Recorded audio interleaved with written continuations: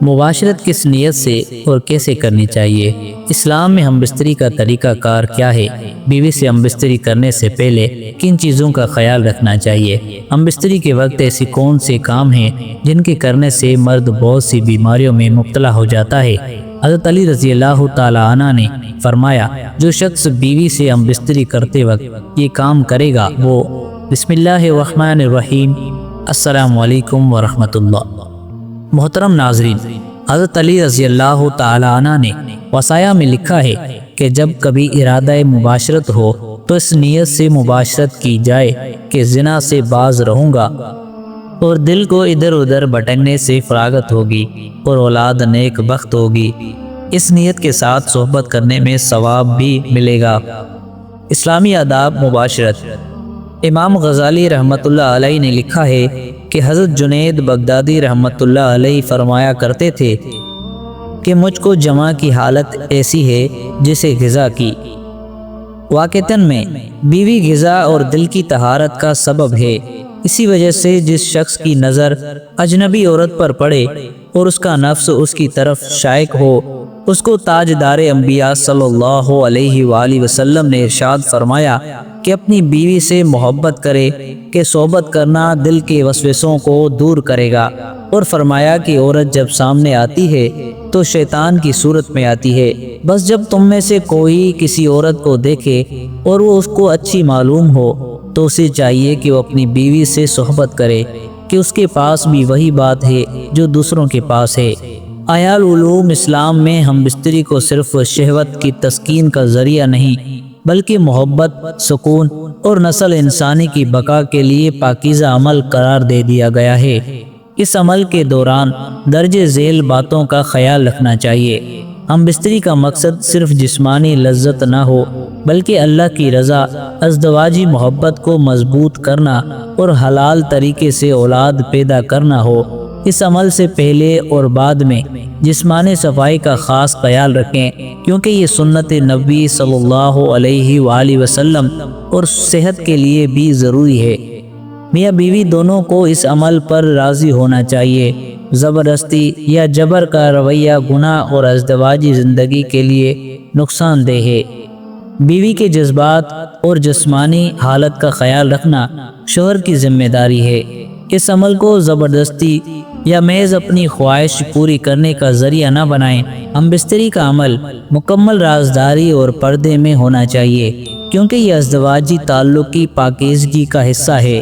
اسلام نے مخصوص ایام حیض و نفاس اور شرمگاہ کے علاوہ کسی اور طریقے سے ہم بستری کو حرام قرار دے دیا ہے۔ یہ چند آداب ازدواجی زندگی کو خوشگوار بنانے میں مدد دیتے ہیں اور اللہ کی رضا حاصل کرنے کا ذریعہ بنتے ہیں۔ محترم ناظرین، آئیے آتے ہیں اپنے موضوع کی طرف۔ مباشرت سے قبل کن باتوں کا خیال رکھنا چاہیے؟ نمبر 1، مباشرت اس وقت کرنی چاہیے جب کھانا ہضم ہو چکا ہو، تاہم پیٹ بالکل خالی بھی نہیں ہونا چاہیے، کیونکہ اس سے حرارت عزیزی اور روح زیادہ تحلیل ہو جاتی ہے اور اعضاء سخت کمزور ہو جاتے ہیں۔ نمبر 2، پیشاب وغیرہ کی حاجت ہو تو اس سے فارغ ہو لینا چاہیے، کیونکہ شدید پیشاب کی حالت میں صحبت کرنے سے مثانہ اور پیشاب کی نالی کے امراض پیدا ہو جاتے ہیں۔ نمبر 3، پاخانہ کی حاجت کے وقت جمع کرنے سے بواسیر وغیرہ کے امراض لاحق ہو جاتے ہیں۔ نمبر 4، نزلہ زکام اور بخار کی حالت میں جمع کرنے سے بدن میں حرارت بس جاتی ہے اور دگ کی صورت اختیار کر لیتی ہے۔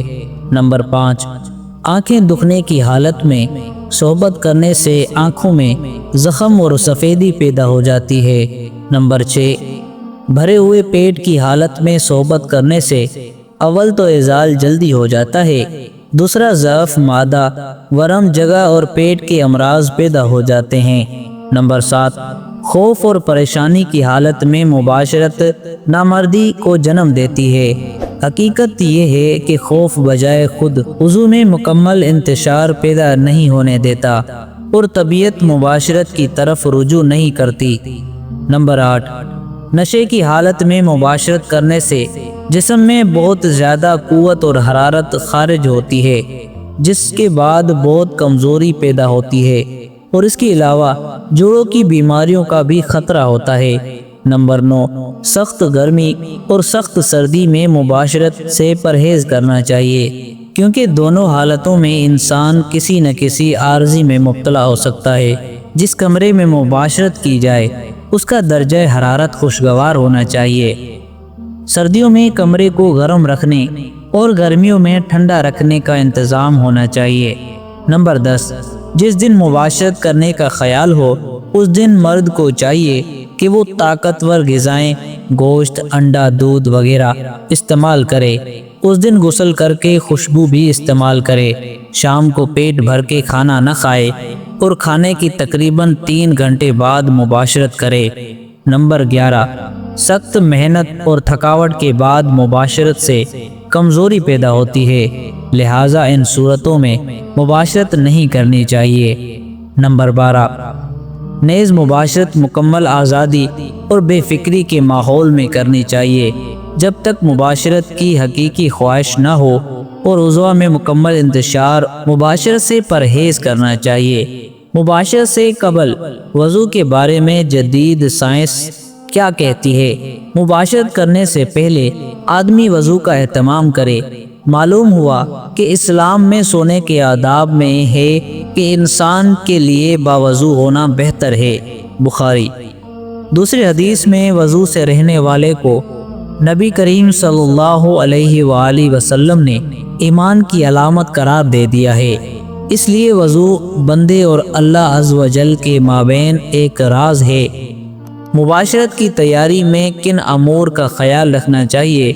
نمبر 1، شوہر اور بیوی دونوں باطہارت اور باوضو ہوں۔ نمبر 2، احتلام والا بغیر غسل اور پاکیزگی کے اپنی زوجہ کے پاس نہ جائے، ورنہ لڑکا دیوانہ اور بخیل پیدا ہوگا۔ نمبر 3، غذا کھانے کے 3 گھنٹے بعد کا وقت نہایت موزوں ہے۔ نمبر 4، خوشبو لگانا تاجدار مدینہ صلی اللہ علیہ وآلہ وسلم سے ثابت ہے، لہٰذا خوشبو کا استعمال ضرور کیجیے۔ نیز فریقین کا خوشبوؤں سے معطر رہنا لذتوں میں زیادتی کا باعث ہوتا ہے۔ نمبر 5، اگر کمرے میں دینی کتب اور قرآن پاک موجود ہو تو ان پر کپڑا وغیرہ ڈال دیا جائے۔ نمبر 6، قبلہ رو نہ رہے، یہ احترام قبلے کے خلاف ہے، لہٰذا اس کی طرف نہ منہ نہ پشت ہو۔ ہم بستری جیسے معاملات میں شریعت کے اصولوں کی پیروی کرنا نہ صرف ازدواجی محبت کو مضبوط کرتا ہے بلکہ اللہ کی رضا اور برکت کا سبب بھی بنتا ہے۔ یہ تعلق اگر اسلامی تعلیمات کے مطابق ہو تو نہ صرف روحانی سکون بلکہ نسلی انسانی کی بہتری کا ذریعہ بنتا ہے۔